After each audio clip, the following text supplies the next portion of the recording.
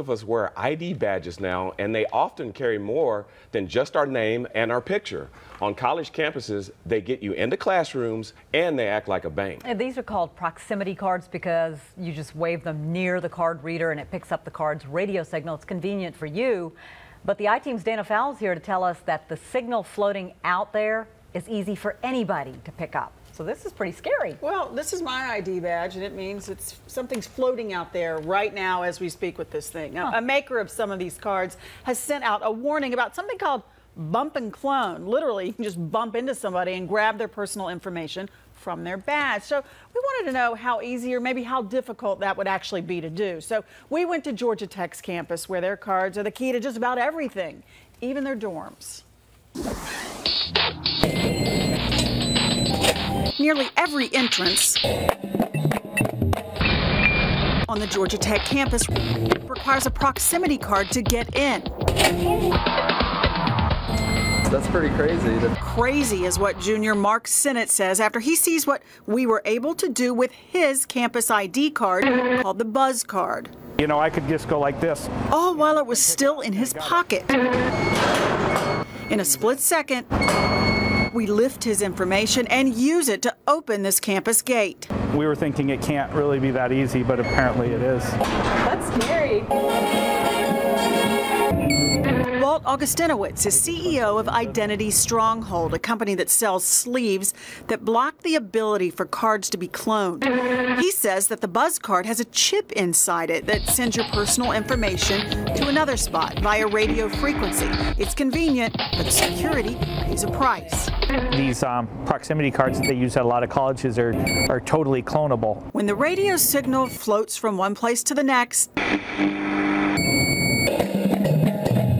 it's wide open for electronic pickpocketing. I'm just going to get this near it. Watch again as we brush this antenna just inches from sophomore Marta Correa's wallet. Instant access to a secured area on campus. That's kind of creepy. It wasn't a fluke. We did it again and again and again. For just a few $100, our expert did this with just an antenna and a card reader. That's it. There wasn't any programming on my part involved with doing this. And just a quick brush up against a student, doors open. News to you, but to this nuclear engineering major, it's crossed his mind before. I was thinking it must be possible if I could just reflect something off of that. So now I know it's possible.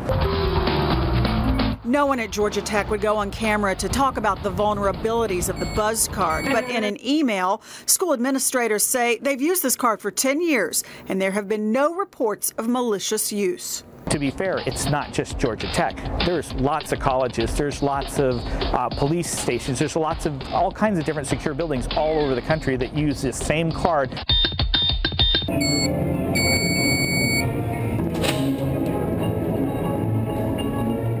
All right, folks, you and I talk often enough that I already know what you're thinking. Somebody would notice that one coming up to them. Well, not every time they would. And all you have to do is capture one card, then you dub it over to your homemade Buzz card.